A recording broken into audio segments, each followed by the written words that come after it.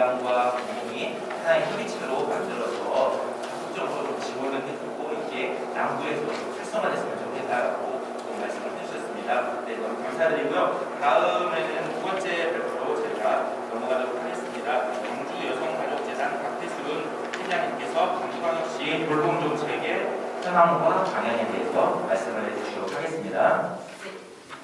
네, 안녕하세요. 광주 여성가족재단의 인구고용 전략 팀을 맡고 있는 박태순입니다. 이렇게 발표를 하게 되어 영광이고 남부의 이런 관심과 열정에 김경래 관장님께서 중앙정부 위주의 그리고 초중정부 위주의 프로젝트점 그리고 방안을 설명해 주셨는데요. 저는 광주광역시 돌봄정책 현황과 방향에 대해서 말씀드리겠습니다. 제가 그 시 이렇게 하면 시 사업 홍보하는 것처럼 들릴 수도 있겠지만 일단 그런 차원은 아니고요. 어쨌든 제가 말씀드린 광주광역시 돌봄정책이기 때문에 그 정책에 대해서 제가 PPT를 좀 저는 참고 자료가 좀 필요해서 제가 PPT를 띄우면서 좀 말씀드리겠습니다. 일단 목차로는 광주광역시 돌봄정책 현황 및 출산율 추이, 광주시 정책 또 그 저희가 재단에서 초출산 비움 강화 연구라고 해서 지금 가장 핫한 2030 세대들에게 결혼과 출산에 대한 욕구 조사를 했어요. 2,000명을 대상으로 분석을 했는데 유의미한 자료들이 좀 많이 있어서 그거를 오늘 이제 관련된 자료를 추출했고요. 세 번째로는 실제 광주광역시에서 중앙정부의 보편적 돌봄 서비스 외에 광주광역시가 하고 있는 특화 사업들을 잠깐 설명드리고 마무리하겠습니다.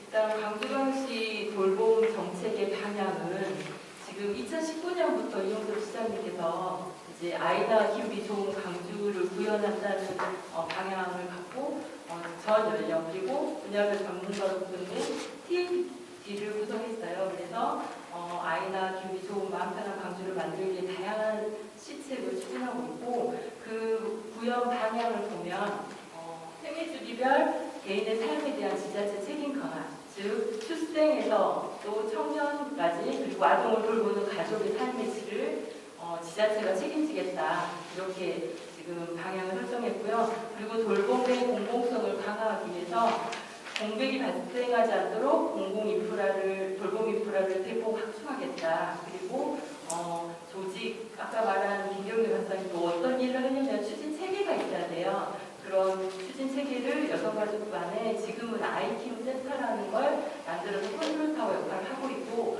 저희 광주 여성가족재단이 그 컨트롤 타워에 관련된 시책 사업을 주로 하고 있습니다. 이렇게 해서 돌봄의 공공성을 확보하기 위한 노력을 하고 있고요. 그리고 세 번째로 성평등 및 일생활 균형 확산. 이런 문제가 해결되지 않는 이상 저출산 문제는 해결되지 않는다고 생각하거든요. 그래서 가정에서부터 성평등, 또 일생활 균형이 이루어져야지 이런 지원 정책이 확대돼야지 출산에 대한 욕구나 또 방향이 정책이 실효성이 있을 것 같습니다. 그래서 도표로 보시면 청년기부터 영유아, 초등아동, 또 일생활, 그 다음에 가치 기후까지 이런 돌봄의 공공성 강화, 생애주기별 지원, 일생활 균형, 돌봄 거버넌스 구축이라는 큰 목표 아래 추진하고 있고요. 구체적으로 살펴보면 지금 이제 아까 말한 그런 전략과 함께 핵심 과제들이 있어요. 청년의 핵심 과제는 돌봄 분야 생애주기별 정보를 제공해서 취업 관련해서 주택 관련해서 청년의 욕구에 맞는 모든 정보를 제공하겠다. 이런 역할은 지금 청년센터에서 이 주로 기능을 하고 있거든요. 그리고 생애주기별 성평등 교육, 청년 출발 지원, 임신 출산 지원, 산모 신생아 건강관리 지원, 가족 수용성 제고라는 이 세부 핵심 과제가 있습니다. 영유아 단계에서는 보육시설, 돌봄 기능 강화, 아동 친화 인프라 구축, 양육비 부담 완화, 아동 건강 지원, 틈새 돌봄 지원이라는 세부 과제가 있습니다. 초등아이 같은 경우는 김경래 박사님이 잘 말씀해 주셨지만 초등은 중앙정부 위주로 지금 돌봄 서비스가 이루어지고 있어요. 지자체보다는. 그래서 방과 후 돌봄 기능 강화, 아동 건강 지원, 초등아동 학습 지원, 현재 돌봄 지원이라는 핵심 가지가 있습니다. 그리고 일생활 균형, 가족 친화 인증 기업을 확산시키고 일생활 균형, 시장 사회문화 확산, 가족 놀이터, 끼움들을 조성한다는 핵심 과제를 추진하고 있고요. 같이 키움에서는 컨트롤타워, 아까 말한 아이콘 센터를 설치 운영하고 있고 여성, 아동, 가족 복합 공간, 키움마루를 설립을 추진하고 있습니다. 민간화 협업 체계를 구축하고 맞춤형 임신, 출산, 돌봄 분야 원스톱 서비스, 아이 키움 센터를 저희 강주 여성가족재단이 운영하고 있고요. 또 마을 돌봄 공동체를 강화하기 위한 지원 사업을 하고 있습니다. 그러면 이거에 대한 광주광역시 및 지자체 추진 사업을 분야별로 구분해봤습니다. 건강 관련된 사업으로는 이제 쭉 시간이 없어서 제가 다 읽어보지 못하는데 이게 이제 중앙정부 사업과 또 이제 그 중앙정부의 방향성을 또 시책 사업들을 광주시가 추진하고 있는 건데요. 여기에서 시가 지금 특화 사업을 하고 있는 것은 입원아동 돌봄 서비스와 광주형 산후관리 공공 서비스입니다. 입원아동 돌봄 서비스 같은 경우는 광산구에서 시작해서 2019년 11월부터 광주시 전역에 지금 확산되고 있는데요. 만족도와 홍보가 되게 좋아서 지금은 입원한 아동의 병원에 찾아가서 전문 교육을 받은 보호사들이 종합적인 케어를 해주는 서비스인데 만족도가 되게 높은 지금 서비스입니다. 그리고 강주형 산후관리 공공 서비스라고 해서 이거는 올해 7월부터 지금 시행하고 있는데 각 지자체도 잘 알지 못하더라고요. 근데 출산 가정의 전문 간호사예요. 그러니까 지금 보건복지부 산후관리 건강 사업을 하고 있는데 그분들은 이제 가사 서비스 같은 걸 종합적으로 하잖아요. 근데 이분들은 경력 있는 간호사들만 선발해서 또 교육을 해서 각 가정에 파견시키고 산후와 신생아의 종합적인 건강관리를 하는 사업인데 이 사업에 대한 만족도도 되게 높게 나오고 있습니다. 그리고 또 돌봄 분야에서는 광주 아이킴이라고 해서 광주 지역 돌봄 관련 통합 정보를 원스톱으로 제공하고 있고요. 그래서 내 아이를 어디에 맡겨야 되고 어떤 유형의 시설에 맡기고 싶다라고 검색을 하면 그거에 대한 맞춤형 정보를 제공하고 또 연계까지 해주는 서비스입니다. 그리고 강주 특서사업으로 선자녀 돌보미 사업이 있는데요. 할머니, 할아버지가 직접 자신의 손자, 손녀를 돌보는 서비스고 월 25만 원, 10만 원 이렇게 현금으로 지급하고 있는 사업입니다. 이 사업도 되게 호응이 좋아서 내년에 조금 더 강하고 확산될 예정이라고 합니다. 그 나머지는 다 이제 정부 공동 사업이고요. 그리고 넘기시면 지금 현금으로 지원하는 서비스가 있어요. 여기서 올해부터 시작한 게 광주광역시 골주 출산가정의 출산 축하금을 100만 원씩 지급하고 있어요. 그리고 여기에선 빠졌지만 출생 육아수당이라고 해서 24개월 미만의 모든 아이들한테 월 20만 원을 현금으로 지급하고 있는 두 가지 현금 지원 사업이 광주시 특화 사업입니다. 그러면 넘겨서 서두에도 말했던 것처럼 이런 광주 지역 저출산 대응 정책이 그럼 2030 세대한테는 얼마나 평가받고 있고 또 어떤 정책 요구가 있는지를 저희가 기혼, 미혼해서 2,000명에게 조사를 했어요. 이건 되게 이제 지금 시기에는 되게 시기적절한 요구 분석이라고 생각하는데 이들이 과연 왜 결혼을 안 하려고 하고 출산을 기피하는지에 대한 욕구 분석에 대한 기초자료이기 때문에 되게 의미가 있다고 생각합니다. 이에 앞서 광주광역시 학대 출산율을 보면요. 2015년부터 2019년까지 표입니다. 1995년의 경우 이제 그 한 가정을 이루면 거의 두 아이를 낳았어요. 근데 2019년을 보면 두 사람이 결혼해서 한 명을 낳지 않는, 그러니까 50%의 인구 감소를 의미하는 거죠. 그런데 고무적인 현상이 일어났습니다. 광주시가 올해 2021년 1월부터 여기는 이제 자료는 8월까지로 돼 있는데요. 9월까지 통계치를 보면 광주만 유일하게 전국 대비해서 전년 대비 11%의 출산율 증가를 보였습니다. 다른 광역시를 보면 마이너스 추세예요. 그래서 이거 청와대까지 가서 광주시가 어떤 정책이 효과적이었는지 브리핑을 하고 왔다는 사실도 있습니다. 그래서 이거에 대해서 이제 조금 더 분석이 필요하겠지만 어쨌든 지속 가능한 출산율 증가를 위해서 더 노력해야 될 것 같은 생각이 들고요. 그러면 이제 구체적으로 이 분석에 들어가서 미혼 남녀한테 광주광역시 이런 저출산 정책이 12개 정도 있어요. 거기에서 청년들이 생각하는 가장 좋은 평가를 받고 있는 정책이 뭐냐라고 했을 때 광주 출생육아수당을 뽑았습니다. 그러니까 젊은 미혼 남녀들도 현금 지원이 가장 효과적이다라고 요구를 말한 거고요. 두 번째로는 육아휴직자 업무대행 수당 지원. 그러니까 출산을 했을 때 육아휴직자를 대행해서 인력을 파견시켜주고 그 돈을 지원해주면 좋겠다라는 요구가 두 번째로 높았습니다.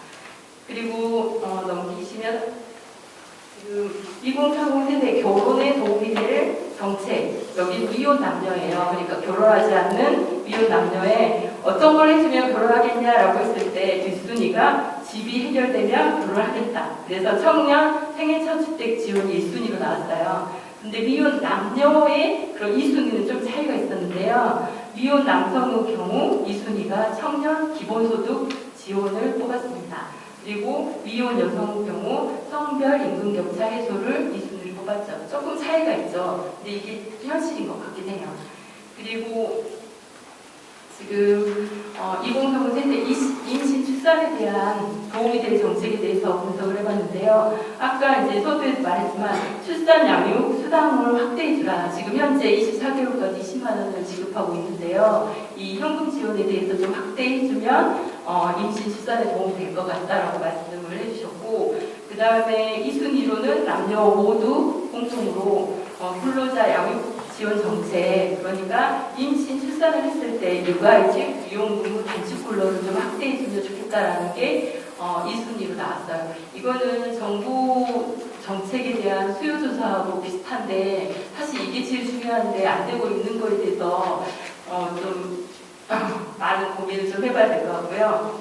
그러면 이제 결혼한 사람들에 대한 저출산 대응 평가 분석을 해봤어요. 그래서 결혼을 한 기혼 남녀한테 저출산 대응 평가를 좀 조사 분석했는데 기혼 여성 남성의 1순위는 기혼 여성의 1순위는 출생육아수당 현금 지원을 뽑았어요. 근데 그리고 또 입원하는 돌봄 서비스, 아까 말했던 아이가 갑자기 아팠을 때 입원했을 때 맞벌이 가정이 많은 광주시의 분용 이제 보호사를 파견해서 정합적 케어해주는 서비스가 기혼 여성에게는 공동 1위로 나왔어요. 그런데 기혼 남성의 1순위는 의외로 육아휴직자 업무대행 수당을 지원해주라라고 했어요. 그러니까 자기도 남성도 육아에 참여하고 싶은데 육아휴직을 할 수 없고 그래서 육아휴직을 했을 때 대행해서 지원을 해줄 수 있는 정책이 기혼 남성의 1순위로 분석이 됐습니다. 시간을 맞춰서 제가 좀 빨리 하는 그리고 기혼 남녀 2030 세대 결혼에 도움이 될 정책을 뽑았는데 이건 미혼 남녀하고 똑같았어요. 결과가 청년 생애 첫 주택 지원을 1순위로 뽑았고요. 그리고 기혼 남성의 2순위는 청년 기본소득 지원. 아까 미혼 남성하고 비슷하죠. 그리고 기혼 여성의 경우는 성별 임금 격차. 이것도 미혼 여성하고 비슷합니다. 그래서 이런 결과를 토대로 정책 방향을 좀 설정할 필요가 있을 것 같고요. 그리고 이제 마지막으로 2030 세대 임신 출산에 도움이 될 만한 정책에 대해서 1순위의 기혼 여성의 1순위는 출생 양육수당을 확대. 그러니까 미혼 남녀하고 똑같죠. 그런데 이제 기혼 여성의 2순위는 임신 출산 의료비 지원. 사실 이 부분이 임신과 출산에 대해서 이제 산후 관리나 산후 후 이제 조리원 들어가는 비용이 어마어마하잖아요. 그 비용을 좀 지원해주면 좋겠다라는 요구가 강했고 이에 반해서 기혼 남성은 난임 지원 확대를 뽑았어요. 좀 의외이죠. 그러니까 기혼 여성들이 난임 치료 지원을 뽑을 것 같았는데 의외로 결혼한 남성들이 난임 치료 지원을 많이 선호한다. 그렇게 결과가 나왔습니다. 다음으로 이제 지금 광주시에서 아까 말한 특화된 돌봄 서비스가 있다고 했잖아요. 입원아동 돌봄 서비스, 이게 이제 기혼 여성의 필요 욕구 중에 공동 1순위가 됐어요. 그래서 아까 말했던 것처럼 입원한 아이들을 병원에 가서 감정해주는 거, 그리고 통합정보 이제 플랫폼이라고 해서 아이친구, 여기 사이트에 들어오면 생애주기별 돌봄 정보들이 모두 다 한눈에 볼 수 있도록 맞춤형 설정이 되어 있고요. 그리고 또 광주시의 자랑인 여성 친화마을 사업이 있습니다. 여성이 주도하여 마을에서 돌봄과 일자리를 해결하고 또 마을 주민이 연대한 공동체가 돌봄, 영양강화, 성평등 사업을 추진하고 있는데요. 지금 10년째 여성가족부 그 사업으로 선정될 만큼 우수 사업으로 뽑히고 있습니다. 그리고 코로나 시기에 가장 필요한 사업이기도 하고요. 또 이거에 관련돼서 이용자가 대폭 늘었다고 해서 이제 이런 마을 돌봄의 중요성을 좀 한 번씩 다시 한번 우리가 좀 각인해야 될 것 같습니다. 사무관리 공공 서비스 아까 말씀드렸고요. 그리고 아까 말한 혼자는 돌봄 서비스입니다. 그리고 24시간 긴급 아이돌봄 서비스인데요. 이것도 광주에 특화된 사업이에요. 저녁 6시 이후에 그러니까 갑자기 부모님이 아이를 양육자들이 일 생겼을 때 다음 날까지 아이를 케어해주는 서비스거든요. 다음은 초중돌봄인데 이제 김경래 박사님이 설명을 잘해주셔서 넘어가겠습니다. 그리고 이제 마지막으로 저도 정책 방안을 간단하게 하면 더 이상 이제 관이나 공교육이 이제 코로나 시기에서 더 이제 절실하게 느껴지는 게 모든 돌봄을 다 책임질 수 없다는 그런 한계점을 저희가 다 절실하게 느꼈잖아요. 휴교 휴원을 아무리 학교나 그런 돌봄체가 잘 됐어도 문을 닫아버리면 아이들이 갈 데가 없어요. 그래서 부모들이 이제 휴직하고 퇴직하는 경우가 되게 많이 생겼는데 이때 이제 우리가 할 수 있는 마을에서의 역할과 또 같이 그리고 또 정부에서 지원이 필요할 것 같아서 민간 협력체계 구축이 가장 중요할 것 같다. 그리고 또 비대면 안심 온라인 프로그램이 필요하다. 이렇게 이제 이런 시기에 기관을 이용할 수 없을 때 가정에서 학습을 하게 되잖아요. 근데 이제 학력 격차가 심해지는 것도 어떤 아이는 EBS 듣고 어떤 아이는 과외하고 그런 학력 격차가 많잖아요. 좋은 콘텐츠를 개발해서 모든 아이들한테 적용이 가능한 그런 맞춤형 프로그램이 필요하지 않을까라는 생각이 들었습니다. 그리고 사각지대 없는 돌봄, 세계적인 돌봄 서비스 지원 방안이 마련돼야 될 것 같고요. 그래서 이제 마지막으로는 한번 보시면 될 것 같고 이상 제가 시간을 2분 초과했습니다. 김경래 박사님 5분 초과했습니다. 감사합니다. 네, 시간 잘 맞춰주셔서 참 감사드립니다. 광주광역시에서 현재 진행하고 있는 다양한 돌봄 서비스들을 이 자리에서 한눈에 볼 수 있어서 시간이 됐던 것 같고요. 저도 아이 키울 때 굉장히 와닿는 게 입원아동 돌봄 서비스라는 부분들. 내가 아파서 병원에 가면은 애를 병원에 놔둘 수가 없어서 인거 들고 집에 들고 왔던 기억이 정말 많이 있거든요. 그래서 이렇게 적극적으로 이제 시에서 지원해주고 국가에서 지원해주면은 참 좋겠다라는 생각을 했었고 이걸 위해서 관뿐만 아니라 민관이 합동으로 통합 돌봄을 할 수 있는 그런 시스템이 속히 조금 더 빨리 만들어지고 그게 좀 체계화됐으면 좋겠다라는 생각을 해봅니다. 발표해 주셔서 감사를 드리고요. 자, 그리고 이제 마지막 저희가 주제 발표를 듣도록 하겠습니다. 동남부 교육공동체 네트워크 손영희 대표님께서 광주광역시 남부를 중심으로 발표해 주시겠습니다. 안녕하세요. 정확한 명칭은 처음이어가지고 감사합니다. 정확한 명칭은 동남부 마을 교육 공동체 네트워크입니다. 저는 지역운동 단체에서 광주 시민회의 부설 구조인 어울림 공부방을 운영하고 있습니다. 단체는 홍보되었지만 공부방은 제로 강릉동에 위치하고 있고요. 저희는 지역아동센터로 전환하지 않은 채 기존 민간단체에 기반을 하고 있습니다. 김영배 선생님이 예전에 저희 공부방에 후원을 하셨더라고요. 네, 하셨습니다. 지금은 안 하시는데. 갑자기 그만을. 아마 이런 인연이 아니었으면 제가 여기 프로그램에 참가를 안 했을 텐데 그런 인연이 있어서 저희도 좀 배울 겸 다시 나오게 되었습니다. 오늘은 제가 공부방과 교육공동체 네트워크 활성화에서 말씀드리고자 합니다. 특히 이렇게 송화 마을 교육 네트워크의 시행도 두 분 오셨고요. 여기 장선영 정선영 선생님, 죄송해요 선생님, 저는 항상 선생님 성을 자주 바꿔요. 정선영 선생님도 저희 마을 교육공동체 활동을 되게 열심히 하셨어요. 그래서 제가 말씀드린 이 부분이 오히려 더 부담스러운 게 이 마을 교육공동체 하시는 모든 분들의 의견을 제가 잘 수렴해서 전달하면 좋으나 그렇지 못할 수 있다는 거 미리 말씀드리고요. 저의 개인적인 생각을 중심으로 말씀드리고자 합니다. 민간의 특성은 자료가 부족합니다. 저는 이 토론회 발제 내용을 단톡에 올리시는 순간 좌절감이 들더라고요. 그래서 김경배 선생님이 분명 9원 장 쓸 거예요. 근데 그게 20장인가요? 제가 글을 쓰면서 너무너무 부담이 많이 됐는데 대신 민간의 또 다른 특성은 현실적입니다.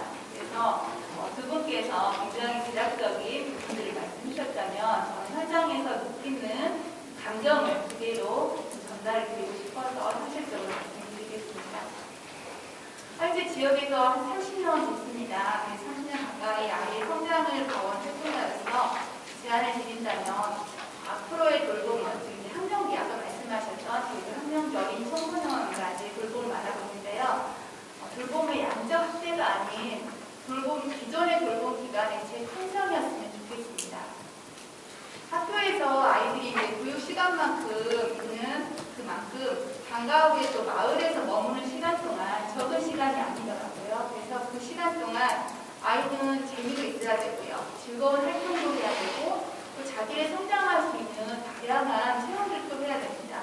그러기 위해서는 그 아이들과 함께하는 친구도 있어야 되고 본인을 성장할 수 있는 좋은 멘토도 있어야 됩니다. 그래서 저는 그렇게 할 수 있는 권리가 이 아이들한테 있다고 생각합니다. 그래서 아이의 인성이나 가치관 또는 그 방과 후 시간을 통해서 그 모든 부분이 형성되어 간다면 이 방과 후 돌봄이 가지고 있는 이 단체들의 책임은 너무나 막중하지 않을까 생각이 듭니다. 그래서 현재 아까 비슷하지 않다고 말씀하셨는데 제가 현장에서 보기에는 마을에 있는 많은 돌봄 기관들이 부처는 다른데 내용들은 비슷하시더라고요. 그래서 어떤 것은 조금 더 중점적으로 하냐 다를 뿐이지 교육도 하시고 보호도 하시고 국지적인 차원도 하시고 그래서 그러한 내용들이 좀 비슷하다는 걸 느꼈고요. 그러다 보니 이거를 이렇게 하면 어떨까 이런 생각이 좀 들기 시작했습니다. 근데 제가 이 말씀을 드리는 순간 이제 말씀을 하시더라고요. 실효성이 없다. 더 재정 힘들다. 뭐 이런 말씀들을 너무나 많이 들었기 때문에 그냥 활동가들이 활동하면서 현장에서 이렇게 느낄 수도 있구나라는 걸 참고해서 들어주시면 감사하겠습니다. 예를 드는 겁니다. 아동센터나 방과 후 돌봄에 그 부분이 그랬으면 좋겠다는 게 아니고요. 마을에 많이 있는 아동센터 경우 저는 보건복지부 산하이기 때문에 복지적인 차원에 초점을 맞췄으면 좋겠습니다. 그래서 아이들의 상담이나 급식을 중점으로 한 내용들을 부각시키면 어떨까 생각을 했습니다. 그래서 아이의 본인의 상담뿐만 아니라 또래 상담, 부모 상담 이런 관계의 어려움을 갖고 있는 이 모든 분야에 대한 문제해결에 대한 상담을 하고 급식이 필요한 아이들에 대해서는 급식을 통한 밥상 공동체의 어떤 문화를 확산해 나가는 겁니다. 단순히 밥을 먹고 끝나는 게 아니고 우리 옛날 어르신들이 밥상 교육을 했던 것처럼 그 밥상 공동체가 지역 내에서 확산될 수 있는 부분들 저는 그게 또 다른 강점이지 않을까 생각이 들었습니다. 또 초등 방과 후 돌봄 같은 경우는 학습 멘토 교육을 중점으로 하면 어떨까 싶습니다. 예를 들면 공부를 아주 잘해야 됩니다. 그냥 잘하는 게 아니고 아주 잘하는 똘똘한 대학생을 1대1로 매칭을 시키는 겁니다. 지금도 하고 있습니다.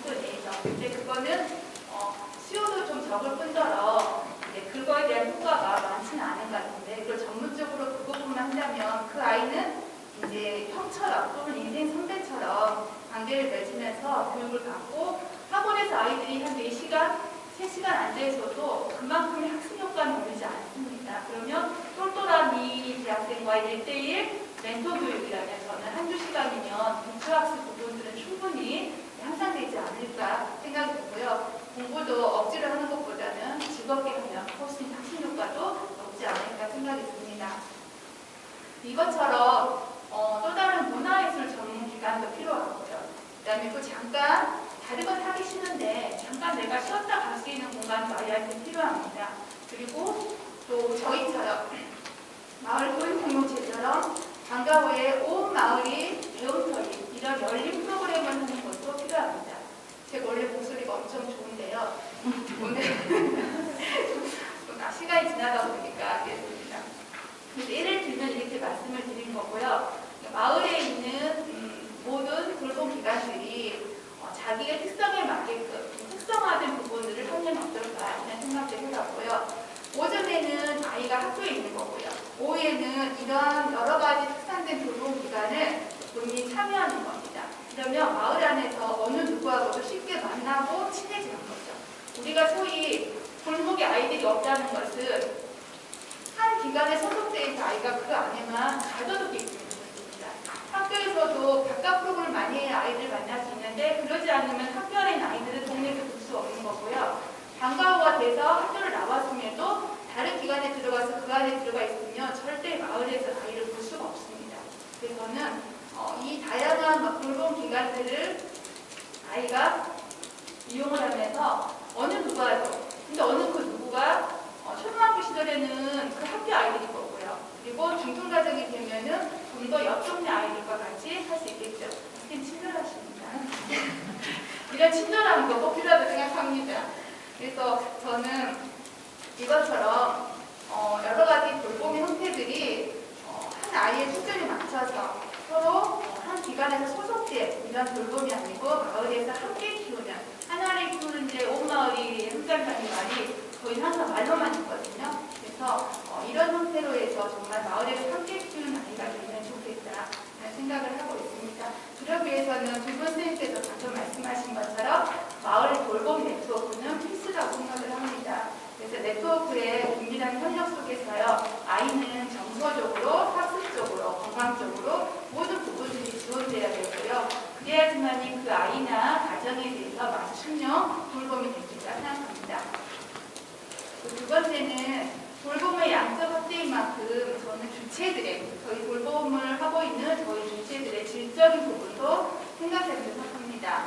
교육의 질은 교사의 질을 넘을 수 없다고 합니다. 그렇다면 돌봄의 질도 돌봄 주체들의 질을 넘을 수 없습니다.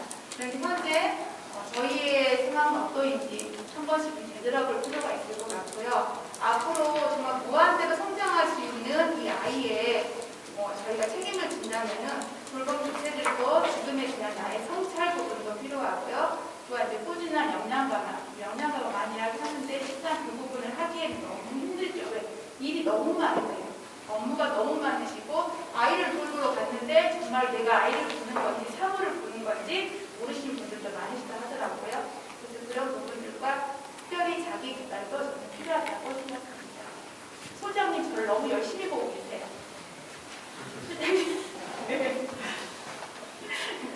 소장님밖에 안 보입니다. 그래서 초등과정을 마치면은 이 아이들이 중등과정을 가는데 마을 안에서 보니까 중등에 대한 돌봄이 그렇게 많지는 않더라고요. 아동센터에는 어린이도 있지만 청소년도 있어요. 근데 과연 한 기관에서 어린이 청소년 돌봄이 가능한지 저희는 좀 어렵다고 봅니다. 그래서 아이들도 싫어합니다. 학년기 아이들도 낮은 학년과 높은 학년 차이가 있거든요. 그것처럼 청소년이 함께하는 게 잘 돌봐줄 때 형이 좋지 아이들 또래 문화에 있어서는 이게 서로 도움이 되지 않기 때문에 저는 이 돌봄을 받던 학년기 어린아이들이 청소년에 대해서도 돌봄을 할 수 있는 특정한 부분들이 필요하고요. 지금 방과후 아카데미처럼 방카라고 많이 하더라고요. 그런 방카처럼 특정 청소년이 아닌 보편적 돌봄이 좀 됐으면 좋겠습니다. 29년 전에 만났던 우리 아이들이 결혼했어요. 아이를 낳겠죠? 그 아이가 다시 자라서 저희 공복사는 겁니다. 그래서 이제 그 아이들을 봤을 때 저는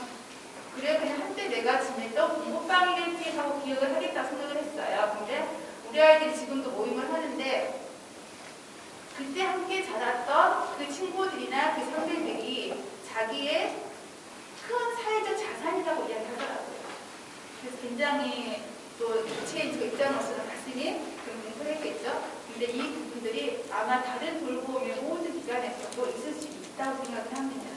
그리고 이제 마지막으로 그 돌봄에 대한 논의를 할 때는 저는 돌봄 정책으로 인해서 혹여 가정의 기능이 약화되는 것들은 좀 저희가 주의 깊게 갔으면 좋겠습니다.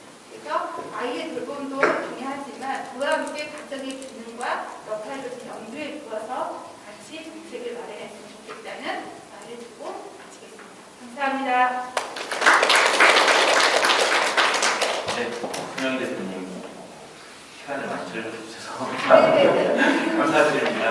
네, 두 분께서는 이제 국가적인 광주시 대 측면에서 발표를 해주셨다면 현장 중심으로 현장에서의 많은 어려움들과 현장과 시책들이 한꺼번에 같이 연결되는 부분에 대해서 잘 짚어주셨는데요.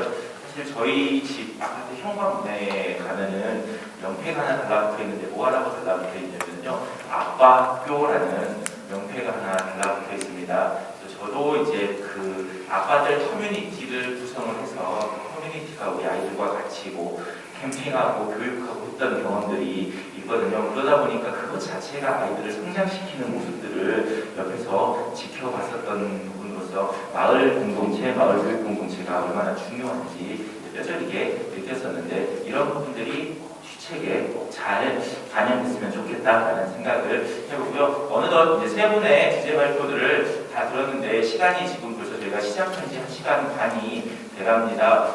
미국 암협회에서 이제 그 조사를 했답니다. 6시간 앉아있는 사람과 3시간 앉아있는 사람의 연구를 한번 해봤더니요, 6시간 앉아있는 사람이 3시간 앉아있는 사람보다 17%, 남자는 17%, 여자는 30% 이상 빨리 사망한다는 연구 결과를 얻었다라고 이야기해요. 근데 딱 하나가 이야기를 하는데요. 50분 딱 하고 나서 한 번만 자리에서 딱 일어났다가 몸을 풀고 나면은 자율신경계가 다시 원상태로 딱 자리를 잡는다라고 하더라고요. 그래서 저희가 시간 관계상 화장실 가고 쉬는 시간을 갖기는 조금 어렵지만은 저희가 생명을 좀 늘리기 위해서 잠깐 자리에 일어나셔서 몸 한번 딱 풀고 나서 토론으로 넘어가셨으면 좋겠습니다. 옆에 분들에게 한번 계속 앉아 계셔서 굉장히 힘드셨죠?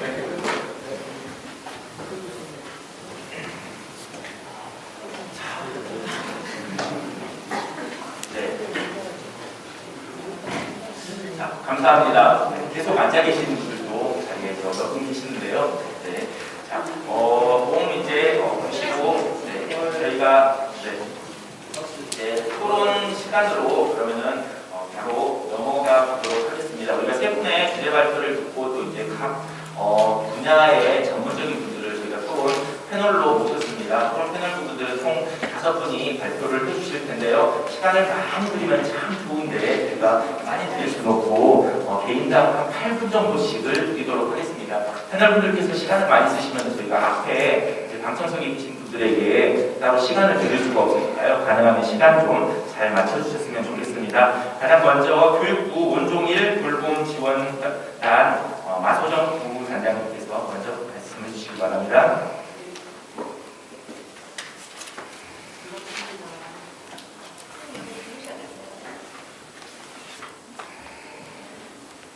반갑습니다.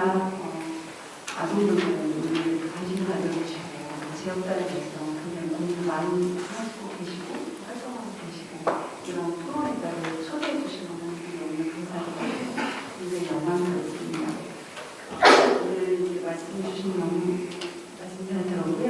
정부 정책을 간단하게 좀 말씀을 드리면서 발제하신 분들 발제 내용에 대해서 간단하게 의견 드리도록 하겠습니다. 저도 이번에 이제 준비를 하면서 우리 한국 사회가 그 방과후 어떻게 변하게 오는지 너무나 잘 아시겠지만 아시는 것처럼 60년대부터 우리 사회가 급격하게 다시 발전하고 하면서 공부방 중심으로 저소득층 아이들에 대한 돌봄을 중심으로 민간 사회적으로 돌봄이 시작이 되었었고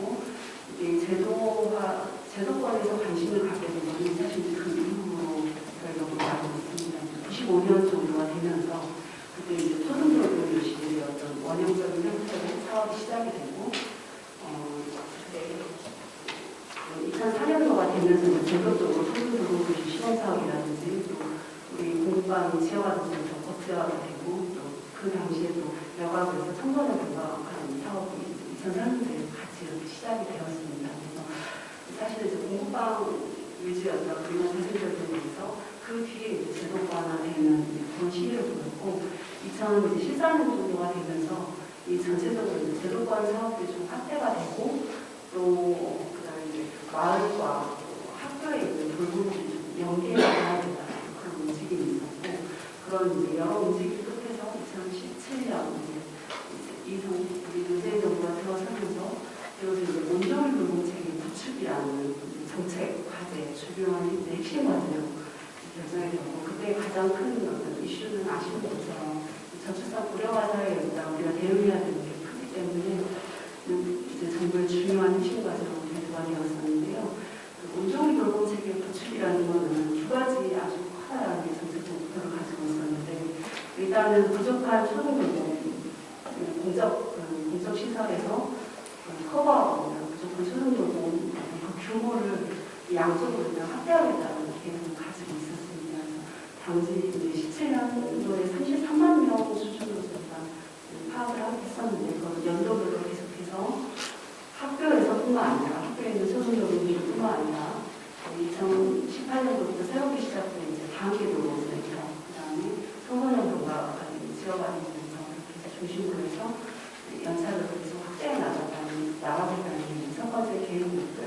두 번째 큰 계획은 김경민 교수님 말씀해 주신 것처럼 2014년도에도 이미 이제 각 부처별로 이게 사업이 진행이 되고 있기 때문에 분별적으로 운영될 수밖에 없고 그거에 따른 문제점들이 계속해서 정부 내부적으로 문의되어왔었고 그것들을 이제 중앙부처에서는 사회부총리를 부처인 교육부를 중심으로 총괄부처 컨트롤 타워를 만들고 그다음에 지역사회 내에서는 지자체를 중심으로 컨트롤 타워를 구축해서 지자체와 교육청이 협력하고 중앙부처가 협력을 하고 중앙부처와도 지자체가 협력을 하고 학교와 마을이 협력을 해서 좀 더 촘촘하게 도움을 제공을 하자라는 큰 이제 두 가지 초를 가지고 있었습니다. 지금 4년 이제 4학년이 다 되어가는데 시점에서 좀 보면은 성과도 있었고 물론 이제 한계도 있습니다. 성과는 당시 이제 17년 33만 명이던 공적 규모가 현재 44만 명 정도 굉장히 많이 확대가 되었습니다.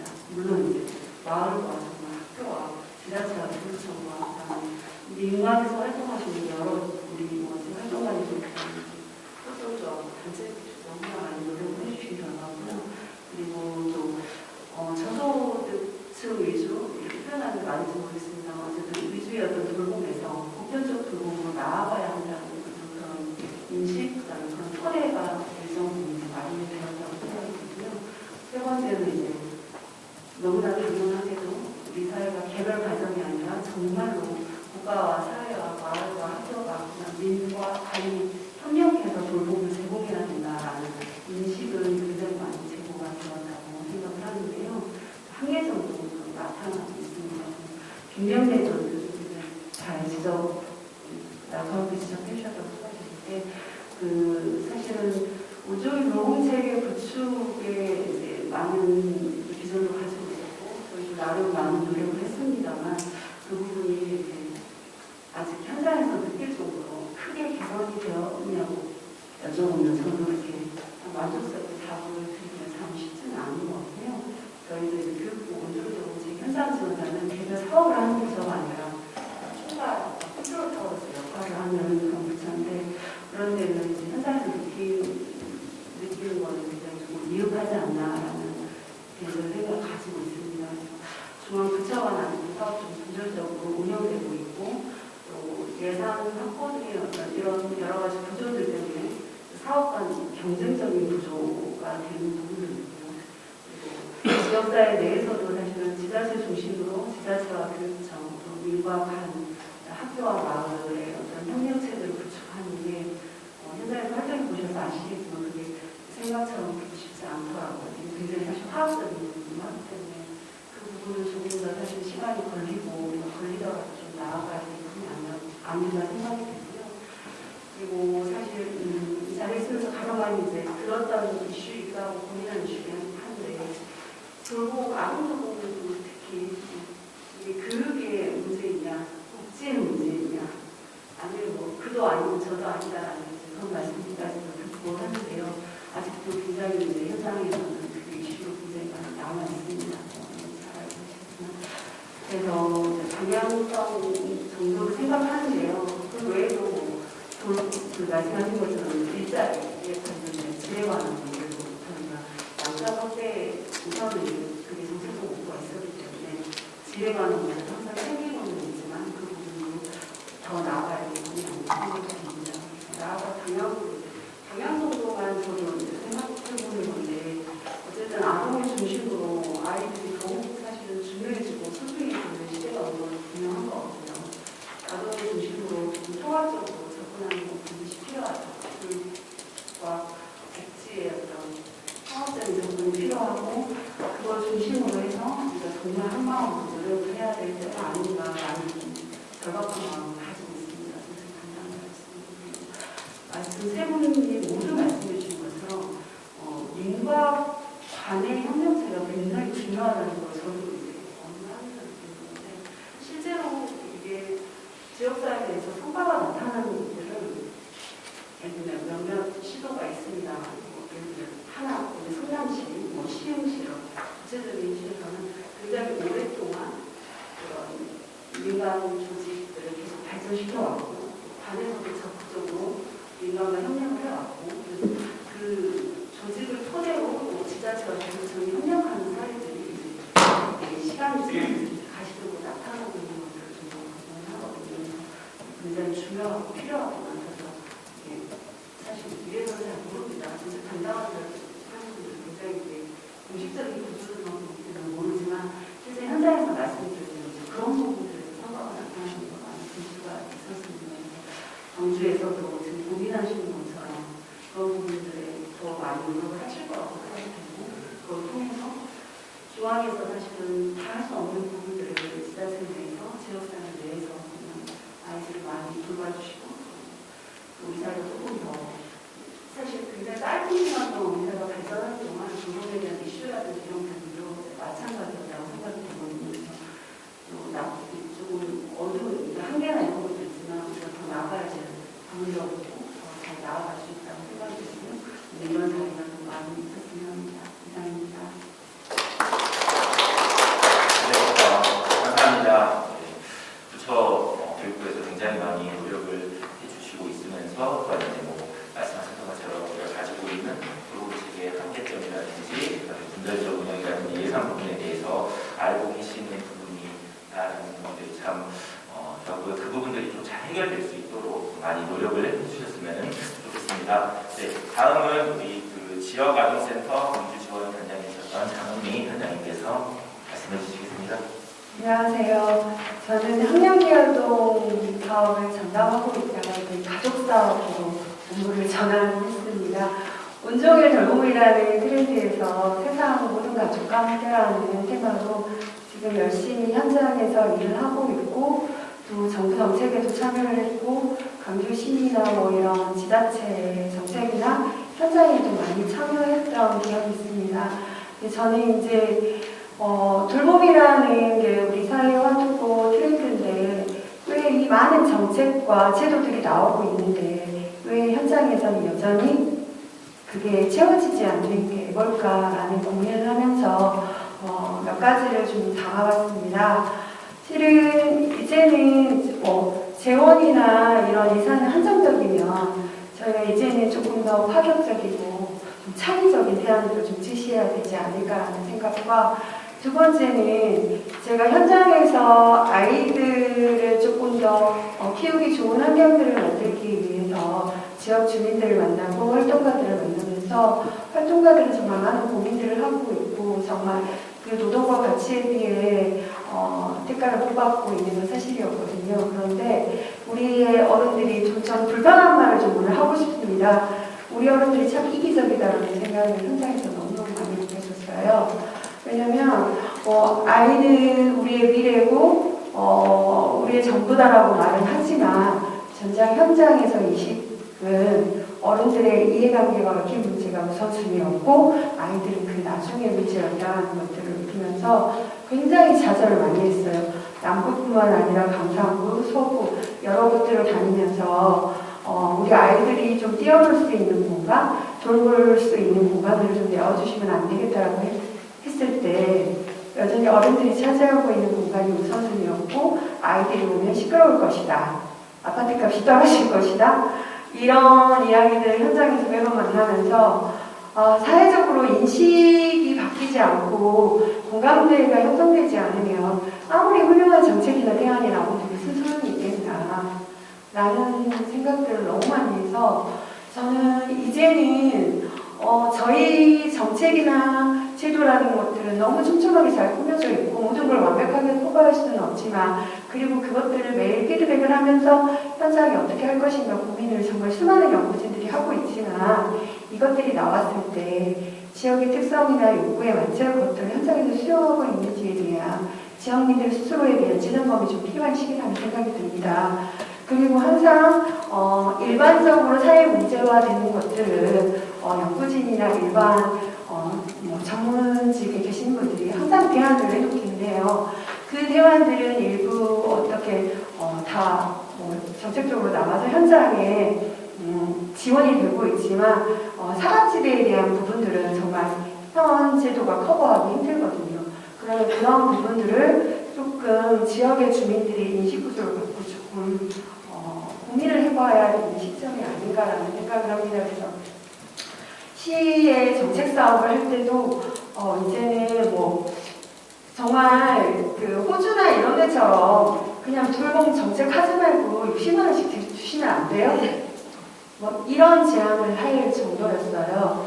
그래서 이제 그 보면 그리고 지금 이제 수요자들한테 항상 공급자 위주의 어떤 서비스 정책이 이루어지다 보니까 수요자들한테 물어봐야 되고 그분들이 무엇이 문제인지 그리고 거기에 맞춰서 어떻게 지역의 특성에 맞게 서비스를 할 것인가에 대한 고민들도 좀 많이 미흡해서 앞으로는 지역의 특성에 맞게 촘촘하게 들어가서 그 지역 구조에 맞게 지역 주민들의 여건이나 환경이 어떤지를 좀 살펴보고 데이터를 조사한 다음에 거기에 맞춰야지 정부 정책이나 제도가 내려왔다고 해서 그것들을 일괄적으로 진행하는 건 좀 좋지 않다라는 생각을 좀 많이 가졌습니다. 가령 지역아동센터 같은 경우도 광주에 307개소가 있어요. 307개소가 있는데 이게 개인이 운영하는 시설이다 보니까 대부분 구도심에 밀집돼 있어요. 그런데 구도심에는 아시다시피 그 젊은 층의 연령이나 학년기아동의 자녀를 둔 부모들이 많이 살지 않아요. 신도심으로 거의 이주를 하다 보니까 신도심에는 학교 공간도 부족할 만큼 여러 돌봄 공간들이 없고 그 다음에 그런 서비스가 부재를 해서 엄마들이 발을 통통 부르는 경우 그런데 센터들은 개인이 운영하고 재원들이 한정되어 있기 때문에 구도심에 완전히 머물러서 아이들을 이렇게 서로 이 아이가 이 센터로 가고 또 저 아이가 이 센터로 가는 이런 수요 공급이 현장에서 적절하게 이루어지지 않는 부분들이 있어서 저도 지역아동센터를 개인이 아닌 공공형으로 전환을 사회적 협동조합으로 전환 모델을 해서 그 작업들을 추진을 했고 그런 자격을 갖췄을 때 신도심에 어떤 유휴공간이나 이런 것들이 생겼을 때 그 역할을 할 수 있도록 좀 지자체가 적극적으로 해줬으면 좋겠다라는 말씀을 좀 드렸어요. 그리고 또 하나는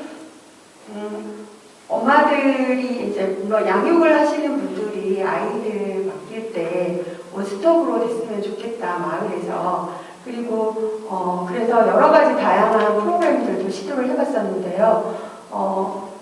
새로운 선생님이 오는 것보다는 마을의 이웃들이 아이를 챙기고 아이를 돌봐주고 하는 시스템들이 있어서 경로당을 활용한 마을 돌봄 이런 것들도 시도를 했었는데 어느 순간에 이게 활성화가 안 되고 있더라고요. 그래서 저는 기존에 있던 돌봄이나 시설들을 한 번 더 체크를 한 다음에 그 기관들이 갖고 있는 기능이나 역할들의 강점들을 좀 찾아서 최대한 활용할 수 있는 방법을 찾아서 그 기관들이 그 역할을 할 수 있게 하고 거기에 남은 공백이나 사각지들을 어떻게 하면 촘촘하게 좀 메꿀 것인가에 대한 조금 각각 기초지자체의 노력들이 좀 있었으면 좋겠고요. 그리고 아까 발제자분들께서도 말씀하셨지만 기존의 시스템이 수요자 중심이 아닌 이유가 뭐냐면 김병규 교수님하고도 계속 고민하면서 했던 것들이 뭐냐면 수요자는 아침 출근, 양육자는 오전 아침에 출근 전에 아이를 맡기고 퇴근 후에 엄마들이 6시에 퇴근하시는 분들 많거든요. 보통 7시에 퇴근을 하시며 아이를 데리러 오는 시간이 8시, 9시 정도 될 수 있는데 그 공백을 메꿔줄 수 있는 기간이 얼마나 되는지에 대한 그래서 틈새를 좀 노렸으면 좋겠고요. 또 하나는 장애아동이나 이런 친구들이 방과 후에 할 수 있는 특성화된 그 서비스 기관들이 없고 또 요즘에는 다문화 가정의 친구들 같은 경우는 예전에는 우선보호 아동이어서 모든 거에서 면제 대상이었는데 지금은 다문화 가정도 소속되는 거기 때문에 면제 대상이 아닙니다. 근데 이 친구들이 이제 군대도 가고 이래요. 근데 이제 그 친구들의 특성에 맞는 다 그런 건 아니지만 비율이 조금 학교 생활 수준도 좀 학교 학습도 좀 떨어지고 가정에서 어떤 양육이나 이런 것들이 좀 온전하지 않기 때문에 그거를 좀 또 물론 또 다른 차별이 될 수 있지만 그거를 아까 말씀하신 것처럼 특성화해서 프로그램을 한다든지 그리고 청소년들이나 이런 것들 학년별 교육별로 아이들 특성에 맞게 그런 프로그램을 진행하는 다양한 서비스 기관들을 좀 샘플로 만들었으면 좋겠다. 서울이 지금 시와 함께 서울특별시에서 하고 있는 아이 키움 센터, 아이 휴 센터를 방문해서 배치한 게임 한 적이 있었는데 거기는 아이들이 노는 공간, 그 다음에 아까처럼 뭐 급식을 하는 공간 이렇게 좀 나눠서 지자체별로 특성화에 맞춰서 돌봄을 하고 있더라고요. 그래서 이런 것들을 조금 해서 만들었으면 좋겠고요. 또 하나는 정말 한 아이를 키우기 위해서 너무 많이 필요하다는 말이 정말 이빨의 소리가 아닌 정말로 진심이 될 수 있는 사회적 모성 지수를 높이는 지역 단위가 인식해서 사업이 좀 필요하다. 그래서 저희가 현장에서 아이들을 키우는 공간을 좀 내어주시면 안 됩니까? 해서 너무 보조를 받아서 너무 퍽퍽한 거예요. 그래서 이제 동장님들을 대상으로 또는 지역 단위의 그 자치위원장님들 계시잖아요. 이분들을 모아주시면 저희가 설명회를 다니겠다라고 했는데 코로나가 이렇게 발생을 하는 바람에 못했던 기억도 나는데 동 단위별로 지역 그 단위별로 해서 정말 이런 문제들을 지역의 현안 문제로 좀 잡아서 함께 고민할 수 있는 그런 마을의 화두나 화제로 좀 담아서 정말 본인들이 고민을 해서 정책 제안을 하고 우리 지역의 특성은 이렇기 때문에 지자체에서 이런 부분들을 좀 지원했으면 좋겠다. 그리고 그 지원이 아니라 우리 마을의 아이이기 때문에 우리들이 뭔가를 할 수 있는 노력들을 이제는 하지 않으면 안 되는 시점에 왔다는 말씀을 드리고 싶습니다. 그리고 이제 그리고 강주에서 그 강주 아이 키움이라고 한 곳에서 온라인 플랫폼이나 오프라인으로 아동 정보들을 한 번에 제공하는 서비스 시스템이 지금 구축이 되어 있기 때문에 이런 것들도 좀 활용을 했으면 좋겠고 그 기능이 좀 확대됐으면 좋겠습니다. 그리고 또 하나는 무엇보다도 우리 사회 구조가 다양한 가족에 대한 인식, 다양한 이런 것들에 대한 인식이 좀 되게 많이 낮아요. 생각보다 감상 기수가 수용하고 포용 기수가 개개인별로 나올 수 있는데 집단이 모였을 때는 그런 인식도가 너무 낮습니다. 그냥 가족 같은 경우도 지금 비혼이나 재혼 가정, 가족 구조가 너무너무 다양한데 그런 가족들을 수용하는 수용이나 수용 태도 이런 것들에 대한 것들이 얼마나 있는가. 실은 그런 부분들이 저출산의 문제도 크게 걸림돌이 되고 있거든요. 그리고 또 예를 든다면 어떤 제4차 저출산 고령화위원회 그 회의 때 어떤 학생이 이런 지적을 했었어요. 제가 몇 군데서 여러 번 말을 했었는데 마치 저출산이 여성의 아이를 낳지 않아서 저출산의 문제가 생기는 것처럼 조금 폭력적인 용어다. 저출생의 용어를 좀 바꿔줬으면 좋겠다라고 해서 그 자리에서 이게 사회적 용어는 행정용어로 전환이 될지 검토해보겠다 이런 의견들도 나왔었습니다. 작은 단어 그리고 이런 작은 문제들조차도 모든 지자체나 정부가 해결할 수 없는 거기 때문에 저는 무엇보다도 지역 주민들이 지역의 문제를 우선적으로 고민하고 해결하려고 하고 이런 것들을 논의하려고 하는 의지들이 없으면 정말 우리는 미래가 없다라는 생각이 들 정도로 절박한 심정이 요즘 많이 들고 있거든요. 그래서 제가 이제 마치면서 빨리 끝내야 돼. 출산은 개인의 선택이지만 아이를 키우고 돌보는 일은 우리 모두의 일이라는 생각이 듭니다. 그래서 사회적으로 사회적 모성 지수가 어느 때보다 더 높아져야만 이 저출산의 문제나 우리 어떤 국가적인 문제를 해결할 수 있는 시점에 와 있다고 생각을 하고요. 또 하나 제가 파격적으로 시에도 제안을 했던 게 그러면 노인타운이나 이런 것들 빅골 타운이 있는데 아동타운도 좀 시장님 지어주십시오. 해서 이게 조금 재원이 한정이 돼서 이게 수용이 안 됐었는데 아이타운을 좀 만들어 주십시오. 롯데백화점 제가 이렇게 그때 제안을 했던 거죠. 롯데마트나 엄마들 시장을 보면서 아이 정보도 얻으면서 아이의 놀이 공간도 있으면서 모든 것들을 한 번에 해결할 수 있는 어르신 타운도 필요하지만 아이 타운도 필요합니다. 그리고 또 하나는 아이를 공동으로 키울 수 있는 마을 조성도 좀 해주셨으면 좋겠습니다. 라는 이제 그런 것들을 지역 내에서 동단위에서 만들어 가신다라고 하면 그런 것도 점차 좀 해결이 돼서 정책이나 제도적으로 부르면서 우리 아이들을 좀 많이 잘 키울 수 있는 그런 촘촘한 마을 구성이 되지 않을까 하는 말씀을 수없이 말씀드렸습니다. 네. 사연을 볼 때 가장 긴장되는 단어가 또한 그리고 있습니다. 네, 좋은 말씀을 참 많이 해주셨습니다. 네, 가장 크게 인식의 문제들을 지적을 해주셨고요. 다양성, 포용성에 대한 인식의 문제 넘어서 우리 어른들의 아이들을 바라보는 시각의 문제까지 그냥 기본적인 부분들을 잘 지적해 주시고 그다음에 이제 맞춤형 케어 아이들 특성에 맞는 다양한 프로그램들이 조금 지역에 맞는 부분들이 있으면 좋겠다라는 부분들 말씀해 주셔서 감사드리고요. 장은미 지금 센터장님이신데 제가 계속 전 부분들만 말씀을 드렸는데 광산구 건강가정 다문화 가족 지원센터 굉장히 기네요. 여기 센터장님으로 계십니다. 네. 그리고 이제 다음으로는 동하나 협동조합의 정선영 대표님께서 8분입니다. 8분간 말씀을 주시겠습니다. 시간 잘 지켜보겠습니다. 저는 정책적인 부분들은 앞서 발제자분과 또 센터장님 또 부단장님께서 말씀해 주셨다고 생각이 들고요. 현장에서 경험하고 현장에서 느꼈던 것들 그리고 지금 어깨가 되게 무거운데요. 지금도 현장에서 활동하고 있는 돌봄 주체들에게 받았던 그런 의견들을 전달하고자 합니다.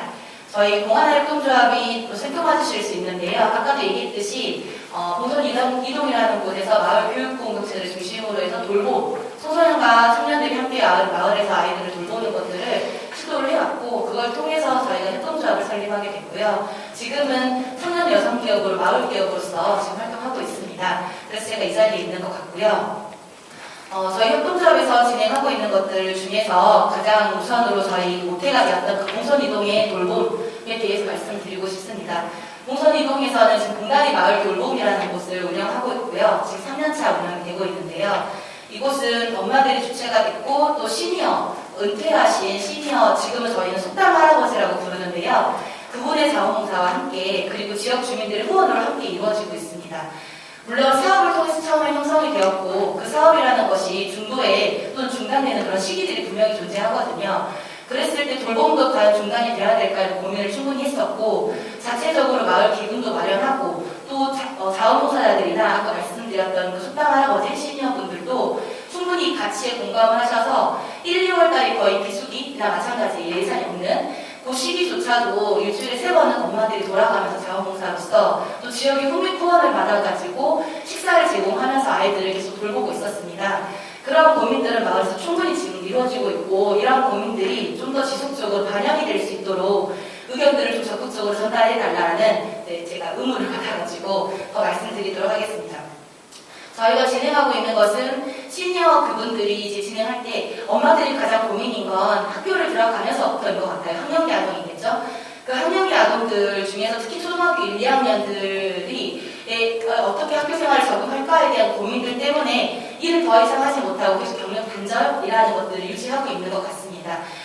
최근에 2주 전에도 저한테 연락이 왔었는데요. 저희가 3년차라고 말씀드렸는데 그때 시니어분들과 함께 지역에 있는 아파트들을 전부 돌면서 전단지를 붙였어요. 돌봄을 한다고. 근데 그 당시엔 연락이 안 왔었는데 그 전단지를 가지고 계셨나 봐요. 연락이 오신 분인데 3월부터 아이들을 자녀가 초등학교 1학년이 되면서 자기들 일을 하러 가야 되는데 한 달간의 교육을 받는다고 합니다. 그럼 그 한 달 동안 그 초등학교 1학년이 되는 그 아이는 3월이라는 그 입학 시기 동안에 가장 돌봄이 필요한 시기 동안에 돌볼 수 있는 기간이 없는 거죠. 그리고 기간이 한 달이라는 짧은 시간이기 때문에 학교에 있는 초등 돌봄에 들어가기도 쉽지 않습니다. 그런 상황에서 여기 저희 계속 운영하고 있나요? 라고 문을 두드려 주셨거든요. 그래서 오십시오 라고 얘기했거든요. 그리고 또 하나의 사례는 저희가 다니고 있는 친구들이 20명 정도 됩니다. 지역에서. 아이들에게 돌봄이라고 하는 것은 아까 말씀하셨듯이 선별적 복지가 아니라 후별적 복지가 돼야 한다고 말씀해 주셨어요. 어떤 기준 없이 아이들은 다 돌봄이 필요한 아동들이기 때문에 받아야 된다고 생각을 하고 20여 명의 아이들과 같이 함께 활동을 하고 있는데요. 그 아이가 또 다른 친구를 데리고 왔어요. 인원에 대한 제약도 있고 예산이라는 부분 때문에 데리고 왔지만 그날 하루는 함께 같이 활동을 했지만 알고 보니 그 아이가 한부모 가정의 아이였던 거예요. 아버지가 키우고 있던 가정이었습니다. 초등학교 4학년이었는데요. 그 아버님이랑 같이 상담을 하면서 저희가 어떻게 좀 예산을 줄여서 저희들이 서로 같이 나눠 먹자라고 하면서 그 아이를 받기로 했는데요. 받아서 지금은 너무 잘 활동을 하고 있는데 아버님이랑 상담 전화를 저희가 하거든요. 할 때 상담했을 때 아버님께서의 그 고충이 뭐였냐면 이런 육아 커뮤니티가 없기 때문에 아이들 학원을 보낸다거나 아이가 어디에 가 있는지라든가 아이가 뭘 하고 있는지 학교에서 어떤 일이 일어나고 있는지를 정보를 얻지 못한다고 하시더라고요. 그래서 너무 감사하다는 이야기를 해주셨거든요. 이렇게 그 학교나 그리고 또는 공공기관에서 돌봄을 하고 있다고 하지만 돌봄을 받지 못하는 또는 혜택을 받지 못하는 다양한 사각지대가 분명히 존재한다고 생각을 합니다. 그런 곳들은 마을 안에서 촘촘하게 이런 돌봄 체계들이 꾸준히 운영이 되면서 다양한 형태로요. 운영이 되면서 채워져야 한다고 생각을 하는데 이러한 저희 돌봄들이 예산으로 많이 위험에 처해지게 되더라고요. 항상 그게 문제가 되더라고요. 지역에서는 작은 예산이지만 그 예산을 통해서 어떻게든 마을 기금을 조성해서 또 공백이 되는 그런 여러 가지 기관들을 메꾸려고 노력을 하는데 그렇다고 해서 1년 내에 같이 그런 것들을 마련하기는 아직은 미흡한 부분이 너무 많은데 그러한 그 아동의 돌봄이라는 부분들을 공적인 영역이 아니라 사적인 영역으로 보고 지금 예산 한참 올려져 있는 시기라고 알고 있는데 그 예산에서 사익을 띠는 그런 건 아닐 수 있겠지만 예산이 많이 삭감이 돼서 아동의 돌봄이 뒤처지는 경우가 되게 많이 생기고 그걸로 인해서 어머님들이나 또 참여자분들이 계속 고민을 해야 되는 이런 불필요한 고민들을 계속 해야 되는 이런 상황들이 많이 처해지게 되었더라고요. 지금도 역시 저희는 계속 고민을 하고 있고 이런 상황에 대해서 되게 안타깝고 어떻게 해결해야 될까라는 고민을 많이 하고 있는데요. 이런 부분들에 있어서는 저희 현장에서 뛰고 있는 마을 돌봄을 하고 있는 또 다양한 주체들이 계속적으로 제시하거나 하더라도 이걸 해결해 줄 수 있는 것들은 관이고 그리고 여기 계시는 국회의원님들, 의원님들이지 않을까 싶습니다. 그래서 제가 마지막으로 한 번 더 말씀드리고 싶은 부분들은 사람이라고 하는 것은 의식주가 기본적으로 해결이 돼야지만이 무난한 복지를 누릴 수 있다고 생각을 합니다. 돌봄도 물론 돌봄도 뭐 무난한 복지의 개념으로 보실 수도 있겠는데요. 저희가 생각하는 돌봄은 의식주처럼 가장 기본적으로 필요한 그런 곳이라고 생각합니다. 그래서 그것들을 기본적으로 유지하기 위해서는 시설이 물론 필요하고요. 그리고 이것들을 운영하거나 참여하거나 그리고 도와줄 수 있는 사람이 반드시 필요하고요. 마지막으로 필요한 건 예산이라고 생각을 합니다. 이 세 가지가 잘 갖춰지지 않으면 마을에서 이런 함께도 뭐 많은 다양한 의견들이 있지만 그런 것들을 진짜 실제 이루어질 수 있을까라는 생각이 많이 들거든요. 그럼 각자가 처해 있는 곳에서 그 세 가지들을 잘 이루어질 수 있도록 적극적으로 도와주셔야 한다고 생각을 하고요. 그렇게 됐을 때 지금 그 학령기 아동들이 한참 배워가는 그 시기에 마을이라는 것을 알게 되고 공동체라는 걸 알게 되고 그들이 성장하면서 고향과 또는 그 마을이 일자리가 될 수 있도록 한 환경들이 자연스럽게 조성이 되지 않을까 싶습니다. 그래서 아이들조차도 이런 고민하지 않고 저희 언제까지 나와 이런 얘기하지 않고요. 아이들조차도 고민 없이 마을에서 마음껏 놀 수 있고 마음껏 어울릴 수 있는 그런 공간들이 또 마을이 될 수 있도록 행정에서는 더욱 촘촘하게 그리고 마을에 맞추어서 지원해 주셨으면 하는 바람입니다. 더불어 제가 남구 다양한 활동에 많이 참여하고 있고 그런 주체들조차도 적극적으로 나를 제시할 수 있는 그런 곳은 무조건 다 참여해라라고 많이 얘기하고 있거든요. 그러면서 또 저도 역시 남구 청년 네트워크라고 하는 네트워크를 운영하고 있고 또 활동하고 있는데요. 그곳에서도 젊은 청년들, 이혼 청년들도 고민을 하고 있습니다. 결혼에 대해 고민을 하고 아이를 출생하는 것에 대해 고민을 하고 있습니다. 낳을까 말까, 한 명을 할까 말까 이렇게 고민을 하고 있는데 그 고민들에서 남구가 먼저 우선적으로 그 고민을 잠재울 수 있고 편하게 아이들을 키울 수 있는 곳으로서 자리 잡을 수 있도록 더 촘촘한 돌봄 시스템을 갖춰주시길 부탁드리겠습니다. 이상입니다. 정말 감사합니다.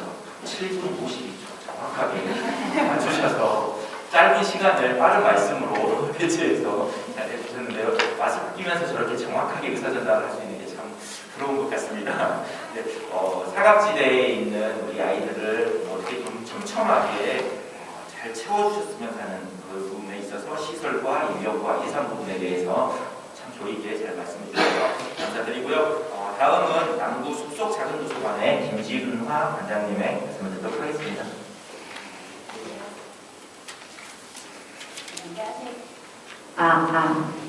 안녕하세요. 숲속 작은 도서관 관장 김진화입니다. 처음에 저를 여기 왜 부르셨을까? 전문가들 사이에 내가 왜 여기 있을까 엄청 떨리고 긴장되는데요. 시간이 또 많이 흐름에 따라 좀 편안해진 것 같습니다. 저를 이 자리에 부르신 건 아마 마을 돌봄을 어떻게 하고 있는지 아마 이런 걸 전달하기 위해서이지 않을까 생각이 들고요.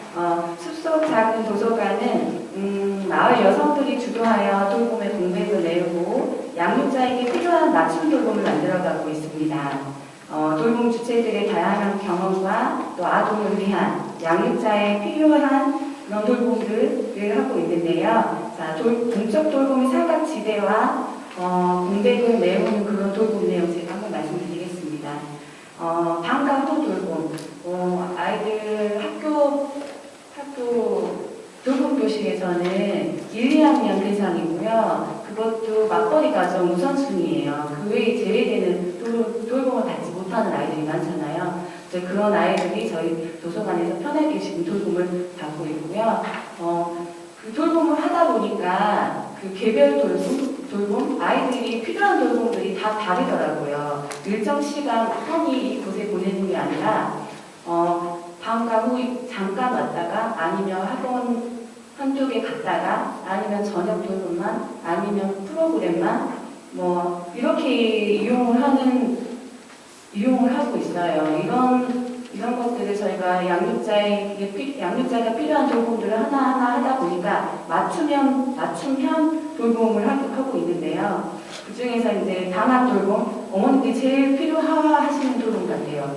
맞벌이 가정 같은 경우에는 방학 때 내 아이가 어떻게 이 오랜 시간 엄마 오기 전까지 있을까? 또 점심 때 뭘 먹고 있을까? 이런 고민들을 하시잖아요. 또 이런 것들을 저희 도서관 안에서 아이들 방학 점심이나 방학 식당, 또 오전부터 문을 열어서 아이들 돌봄을 계속해 왔고요. 또 여기 경암에서 하시는 중장년층 멘토리 지원 사업을 받아가지고 야간 돌봄까지 저녁을 지원해주는 맞벌이 가정 어머님들이 정말 좋아하시는 그런 돌봄이세요. 아이들 저녁 늦게까지 안전하고 또 든든하게 그 시간을 보낼 수 있어가지고 너무 좋아하시는 부분들이고요. 또 지금 유아나 초등생들이 같이 돌봄을 하는 곳은 없잖아요. 다 기대상들이고 초등 이렇게 정해져 있는데 저희 도서관 안에서는 유아든 초등이든 필요한 친구들은 누구나 올 수 있습니다.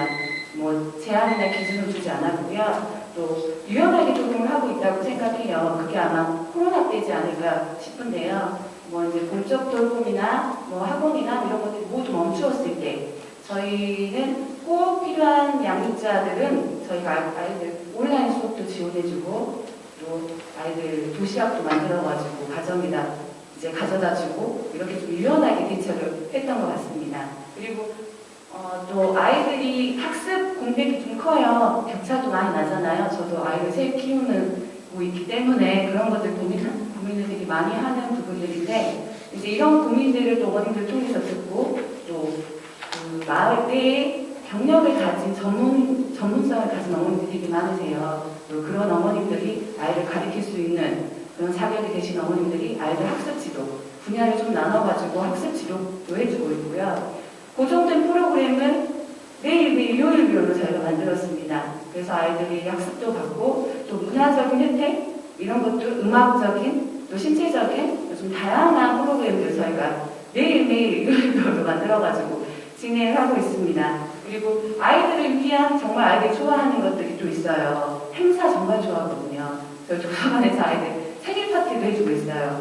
매일 또 저희가 생일 파티도 친구들과 같이 또 어머님들과 같이 준비해가지고 아이들 생일 파티도 해주고 있고 또 코로나 최근에 저 할로윈 행사도 했거든요. 그리고 이제 크리스마스, 아나바다, 어린이날 또 아이들을 위한 도서관이 되었으면 좋겠다는 마음으로 이제 매번 이 특별 행사를 만들어가지고 하고 있는데요. 이제 이게 이 모든 게 돌봄 주체들, 전문성을 좀 가지고 있는 돌봄 주체들과 또 이게 지원 사업이 없으면 하기 어렵잖아요. 그리고 또 아이들과 또 양육자들이 필요한 돌봄을 하다 보니까 이런 돌봄 형태를 만들게 되고요. 숲속 작은 도서관만의 돌봄은 이렇다라고 말씀드릴 수 있을 것 같아요. 개방적인 돌봄. 기준도 없고 조건도 없고 누구나 이용이 가능해요. 세상이 없기 때문에 또 유연한 돌봄. 변화에 민감하게 대처를 저희가 매일매일 하고 있고요. 꼭 한 달을 신청해서 다니는 게 아니라 일시적으로 필요한 친구들도 누구나 올 수 있게 또 어머님들이 신청해서가 아니라 아이들이 오고 싶으면 언제든 와서 밥도 먹을 수 있고 신청하지 않았지만 또 프로그램도 하고 싶어하면 참여할 수 있게 하고 좀 이렇게 유연한 돌봄을 하고 있고요. 고정된 프로그램 운영으로 사교육비에 실질적으로 도움이 되게 했던 것 같아요. 교육비가 없거나 아니면 저렴하거나 그래서 어머님들이 1년 내내 꼭 굳이 학원을 막 3-4개 보내지 않아도 도서관에서 이렇게 교육 프로그램으로 아이들이 교육을 받을 수 있게 했고요. 아까 안 떨린다 해도 여기 떨리죠? 또 이 모든 게 마을 안에 있는 경력 단절 어머님으로 이루어져 있습니다. 저희 돌봄 주체들이. 그렇기 때문에 조금 더 활성화가 되지 않나? 믿음과 신뢰가 있기 때문에 그렇지 않나 생각이 들고요.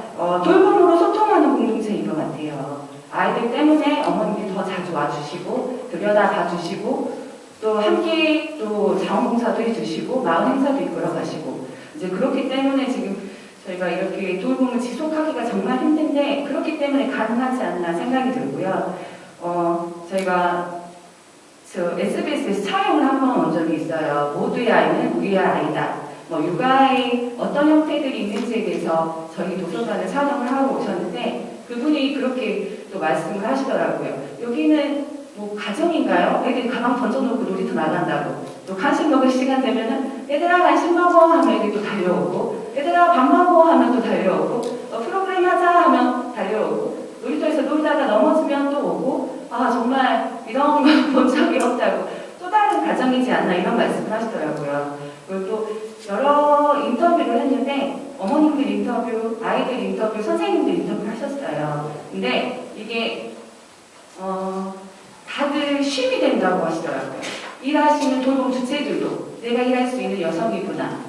또 아이들은 여기가 너무 행복해요. 따로 이렇게도 말하더라고요. 아이들도 조금 더 행복해하는 거 하고 있구나. 또 맞벌이 하고 있는 어머님들은 여기가 없으면 일을 못했을 거예요. 이런 말씀을 하시더라고요. 근데 진짜 필요한 돌봄이 아닌가. 마을 돌봄은 공적 돌봄에서 하지 못하는 그런 돌봄을 마을에서 할 수 있지 않을까. 근데 지원이 정말 되면 좋은데 매번 일시적인 지원? 근데 그것도 저희가 5년 동안 제가 지원을 해서 다행히 받아와가지고 지금까지 유지를 했는데 이런 사업조차 내년에 받지 못하게 됐어요.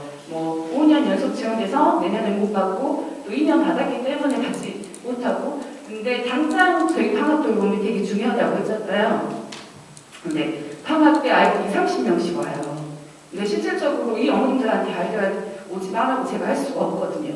근데 이런 공백들은 다 저희 이제 돌봄 주체나 저나 자원봉사 선생님들이 해결하고 있어요. 근데 점점 아이들이 많아지고 기대하는 어머님들이 많아지면서 이거를 중단하기가 더 어려운 거예요.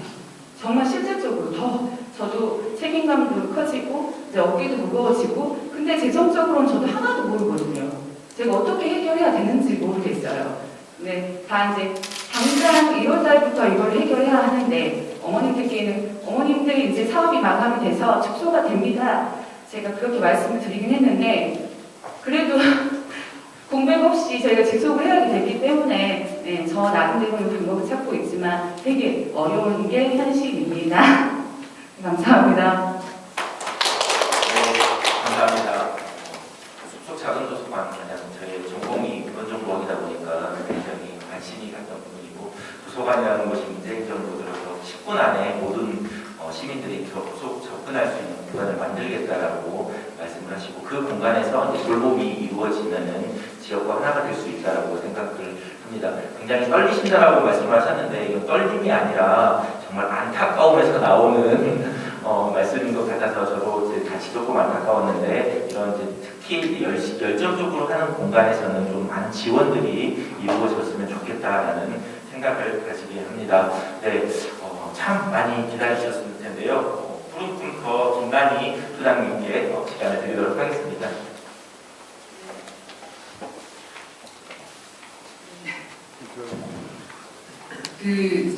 제가 발표할 내용은 앞서 발표하신 분들과 결이 다른 내용이거든요. 크게 보면은 돌봄 중에 포함이 되어 있지만은 아마 초등학생, 학년기 아동들을 교육부, 여가부, 보건복지부 지원 체계 안에서 돌봄을 하면서 여기 계신 선생님들이 좀 경험할 수 있는 현재 우리 사회의 어떤 변화와 함께 충분히 어려움을 겪을 수 있는 좀 그러한 문제에 대해서 좀 제가 이야기를 하려고 하고요. 계속 좀 네트워크가 필요하다라고 했을 때에도 좀 제가 이야기하고 있는 것과 관련된 것들도 결합은 깊고 필요하다. 좀 들으시면 알겠지만 그런 차원에서 좀 정보를 제공하는 차원에서 일단은 좀 제가 토론자로 나섰다라고 생각을 하시면 될 것 같습니다. 일단 저는 성장시 피해 아동 청소년 지원 지역사회 행정 체계를 마련해야 된다라는 그렇게 좀 제목을 잡았고요. 아마 다들 아시다시피 요즘에 그러니까는 아동 청소년들 관련해가지고 스마트폰 보급률이 거의 90%가 넘거든요. 요즘에는 70%는 안 나오잖아요. 다 스마트폰이에요. 그리고 특히 여학생들 비율이 남학생들보다 조금 더 높더라고요. 스마트폰을 갖고 있는 비율이. 근데 스마트폰 관련해가지고는 아마 다 아시다시피 아이들이 채팅 어플이라든가 아니면 게임이라든가 요즘에는 게임을 하더라도 게임하면서 채팅을 하는 경우들이 많아요. 그러니까 단순히 게임만 하는 게 아니라 하면서도 요즘 아이들은 너무너무 놀랍습니다. 채팅을 해요. 그러면서 이제 모르는 사람들을 만나기도 하고 이렇게 되는데 최근 1년간 청소년들이 인터넷 개인 방송 및 동영상 사이트를 그리고 이제 인터넷 모바일 메신저 이용률을 보면은 93%가 넘습니다. 그러니까 거의 스마트폰을 갖고 있는 아이들의 대다수가 이러한 인터넷 하다못해 카톡이라든가 트위터라든가 저희들이 일상적으로 사용하고 있는 메신저들 다 아이들이 사용을 하고 있다는 거죠. 그리고 이건 매체 이용 빈도를 보면은 청소년 80.7%가 인터넷 모바일 메신저를 사용을 하고 있고요. 17.2%가 인터넷 개인 방송 동영상 사이트를 거의 매일 보고 있다라고 2020년 청소년 매체 이용이 유의하는 실데이터 보고서에가 나와 있거든요. 그리고 이제 또 심각한 건 뭐냐면 온라인 인터넷 공간에서의 청소년 성폭력 피해 경험률이 2018년 대비 2020년에 27.6%가 증가했다라고 합니다. 그러니까 16년도에 13.8%였는데 20년도에 44.7%면 어마어마하게 인터넷 온라인 공간에서의 성폭력. 근데 이건 여학생뿐만 아니라 남학생들까지도 해당이 되는 통계인 거고요. 그 밑에 보시면 이제 여학생 같은 경우에는 거의 34.2%가 증가했다. 훨씬 조금은 여학생들이 남학생들보다는 조금 더 피해 상황이라든가 노출 빈도가 많다라고 보시면 될 것 같습니다. 그리고 성폭력 가해자로는 온라인 인터넷에서 알게 된 사람과 잘 모르는 사람의 비율이 증가하고 있고요. 특히 온라인 인터넷에서 알게 된 사람으로부터의 성폭력 피해는 2016년 이후 증가했으며 잘 모르는 사람으로부터의 피해는 작년에 매우 증가했다라는 그런 조사 결과가 나와 있고요.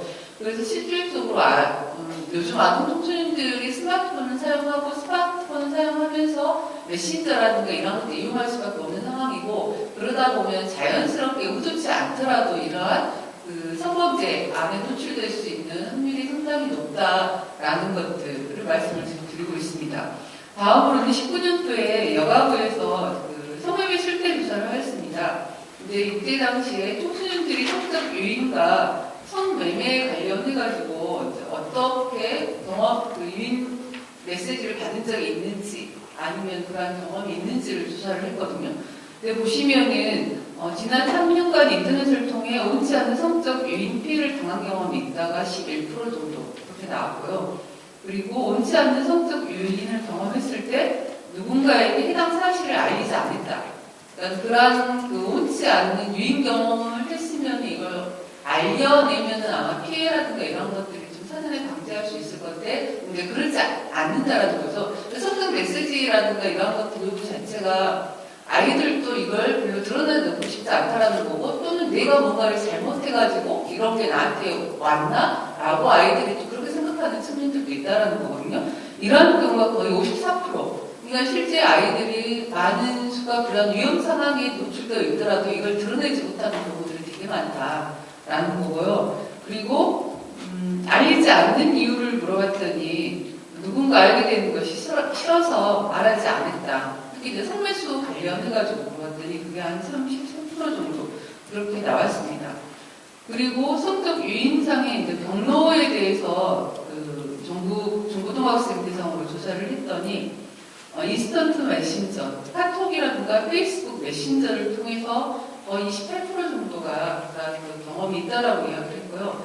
그리고 SNS, 그러니까 트위터, 인스타그램, 페이스북 등을 통해서는 27.8%, 그리고 인터넷 게임을 통해서는 14.3%. 그러니까 상당히 많은 아이들이 스마트폰을 사용하고 있는 이상 이런 성적인 위험에 노출이 되어 있는 상황이다라는 거고요. 지금 현재 우리나라의 정보통신 기술은 세계적으로 어마어마하지 않습니까? 그러다 보니까는 온라인을 통한 성범죄가 심화되고 있다라는 말씀을 드릴 수 있을 것 같고, 작년에 텔레그램 엠번방 사건 아마 언론 보도를 통해서 다들 접하셨을 거라고 봅니다.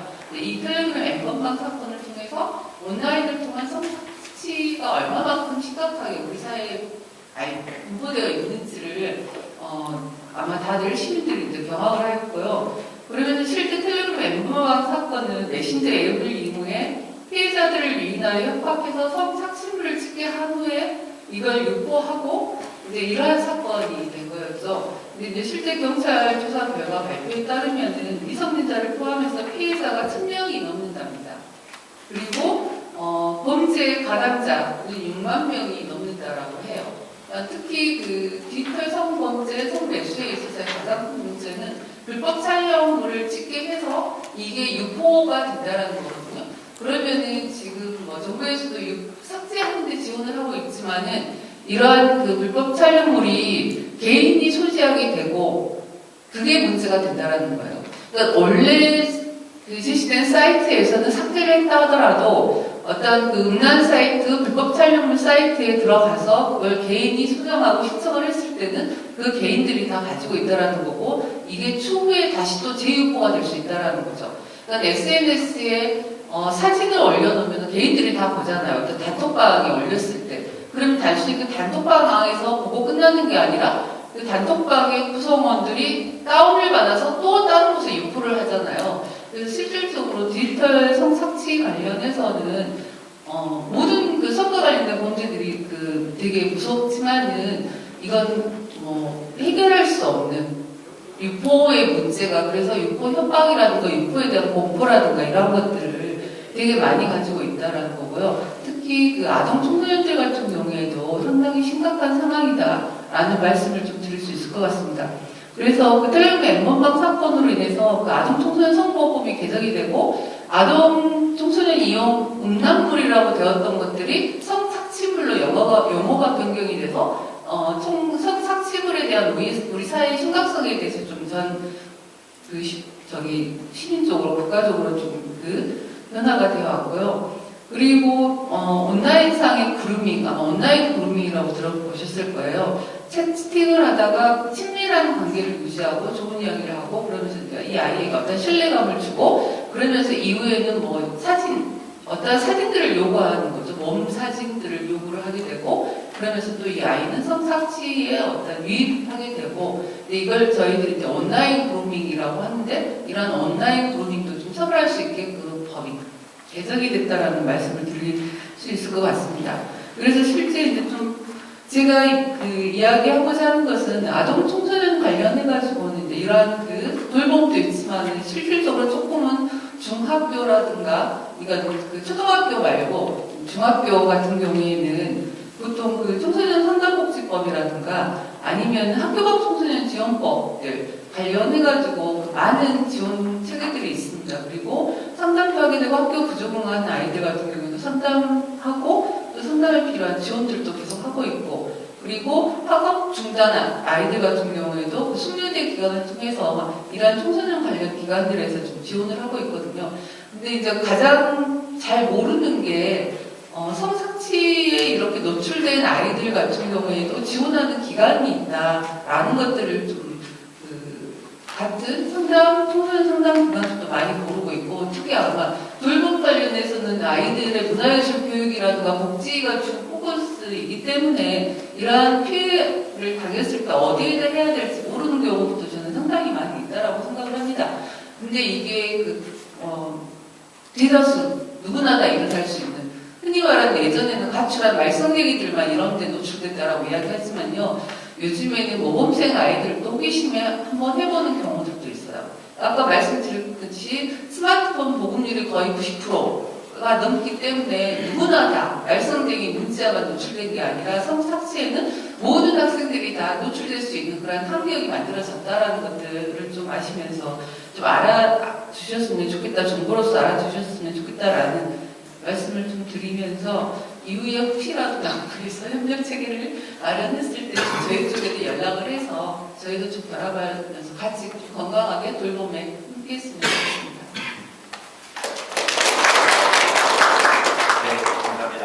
아동 돌봄 지역사회 케어는 범위가 없는 것 같습니다. 착취 부분도 우리가 좀 관심을 가져야 될 부분가 아닌가 생각을 해보고요. 긴 시간 동안 우리가 이제 주제 발표 듣고 토론 부분을 말씀드렸는데요. 시간이 어느덧 굉장히 이제 많이 지나가서 플로어에 계신 분들에게 많이는 여쭤볼 수는 없고요. 한 분 정도만 혹시 정말로 이거에 관심 질문하고 싶은 부분이 있으면은 말씀을 해주시면은 좋을 것 같습니다. 혹시 계신가요?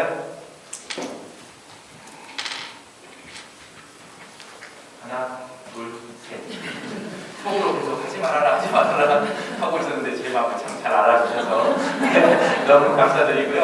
자, 관심 있는 부분들 궁금한 거 있으면 여기 연락처 있고 또 있으니까 언제든지 우리 다 전문가분들이시니까 여쭤보시면 좋을 것 같고, 자, 마지막으로 이 자리를 만들어주신 윤영수 부원님께서 마무리로 말씀해 주시도록 하겠습니다.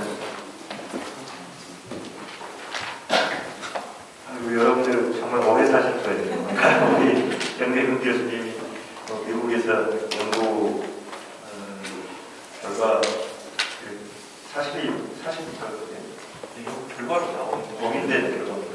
암 흡해서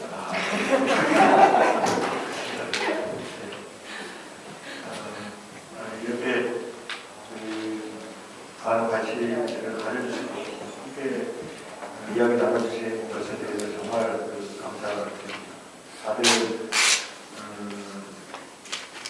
말씀하신 것처럼 돌봄 영역이라고 하는 것이 누구에게나 필요한 그런 부분이어서 우리가 오늘 저희들이 학령기 아동 문제를 중심으로 해서 이야기를 했지만 사실 기존에 목사님도 말씀주신 것처럼 태어나면서부터 죽을 때까지 필요한 영역이 돌봄 영역이 있는데 그게 아마 우리 남부가 교육 문화주의다 보니까 교육이라고 하는 측면에서 학력의 아동에 중심으로 여러 가지 해결해야 될 문제들이 많다는 것을 저희들이 다시 한번 확인하는 그런 자리였던 것 같고요. 무엇보다도 이 문제 해결을 위해서 다양한 주체들이 함께 고민을 하고 또 해법을 모색하고 실천적 해결을 통해서 문제를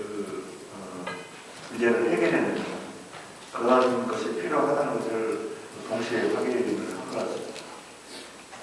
저는 우선적으로 그 입법적 과제가 필요한 부분에 대해서 공부를 좀 시작할 테고요. 남부 경장님 왔다 가셨는데 우리 남부에서라도 이런 돌봄과 관련한 통합적 돌봄을 위한 그런 종합적인 협력체계 구축이 필요하다고 한다면 그런 통합적 돌봄을 위한 체계 구축을 위한 논의를 좀 한번 시작을 해봤으면 좋겠다는 생각이 들어지고 또 앞에는 사실 우리 수석도서관 김진아 원장님 말씀하신 정말 지원이 절실한데 그 지원을 우리가 정부에만 의존해서는 해결할 수 없는 그런 상황이다 보니까 아무래도 그 나무창은 물론이고 저도 좀 더 관심을 가지고 돌봄 영역에서 필요로 하는 지원을 특히 재정적 지원을 어떻게 확보할 것인지 하는 것에 대한 고민도 또한 절실하게 필요한 것 같습니다. 가능하다면 저는 이제 이상적으로 본다면 마을 돌봄 또는 공동체 돌봄이라고 하는 측면에서 봤을 때는 그 공동체 내에서 재정적인 어떤 문제를 해결하는 방법을 찾아보는 것이 제일 좋겠다는 생각이 들어지거든요. 예를 들어서 급식이 필요한 우리 아이들이 있다고 한다면 그 공동체 내에 어떤 식당이나 또는 마트를 하시는 그런 분들과 협력을 해볼 수 있을 것이고 또 경력단절 여성이나 이런 분들 자원봉사 이야기를 하셨지만 프로그램 운영과 관련해서 이제 그런 분들과 어떻게 잘 협력을 할 것인가 하는 부분도 고민이 될 텐데 다행히 남부가 22만 정도 되는 인구가 근데 자원봉사 수가 등록자 수가 얼마인지 아세요? 남부가 7만 9천 명이 넘습니다. 거의 8만 명이 비율로 따지면 45% 정도 되는데 이게 전국에서 그야말로 사업을 달리는 그런 자치구라고 제가 들었는데요. 그래서 그런 다양한 영역에서 자발적인 참여들이 돌봄 영역에서도 재정적인 문제, 또 인력 문제 이런 것들을 해결해 나가는 그런 방법으로서 고민이 됐으면 좋겠다. 근데 이제 그것을 실제 어떻게 잘 연계하는가 하는 것은 저는 지자체나 저같은 정치인들이나 이런 사람들이 해야 될 일이 아닌가 하는 생각이 들어요. 지역장으로 어떻게 잘 발굴을 하고 그것을 필요로 하는 영역에 잘 연계를 시키는 문제. 이거는 저는 공동체 복지, 돌봄과 이 부분에서 무엇보다도 중요한 문제라고 생각을 늘 갖게 됩니다. 지난주에도 남부 발전을 위해서 필요한 일을 우리 스스로 남부가 가지고 있는 자원들을 잘 발굴하고 그걸 어떻게 잘 조화시켜서 활용할 것인가 하는 문제가 중요하듯이 돌봄과 복지의 영역에서도 우리 남부가 가지고 있는 자원들을 발굴하고 조화시켜서 잘 활용하는 그런 것들에 대한 고민이 같이 오늘 계획에서도 더 깊게 시작됐으면 좋겠다는 생각이 들고요. 여러 가지 정말 좋은 의견도 주시고 또 깨우침을 주신 발표자 선생님과 토론자 선생님들께 감사드리고 무엇보다도 정말 진득하게 앉아서 오래 살기 위해서 발버둥을 쳐주신 우리 청중들께도 감사드립니다. 고맙습니다.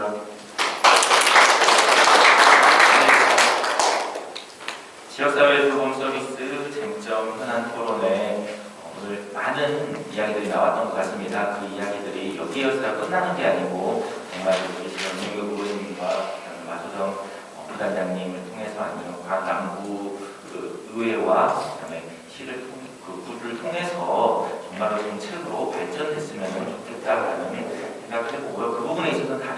공감을 하시리라고 생각합니다. 조금 아쉬운 부분은 우리가 이제 아동에 한정되어서 오늘 이야기가 나눠졌다는 부분들이 조금 아쉬운데 지금 뭐 정부 차원에서는 지역 커뮤니티 케어에서 고령화 시대에 노인들을 중점으로도 많은 돌봄 부분에 대한 고민들이 있기 때문에 그런 부분은 또 우리가 기회가 된다면 다시 한번 그 자리를 마련해서 서로 이야기를 나눴으면 좋겠습니다. 오늘 긴 시간 동안 수고 많으셨고요. 오늘 토론회는 여기서 마치도록 하겠습니다. 고맙습니다.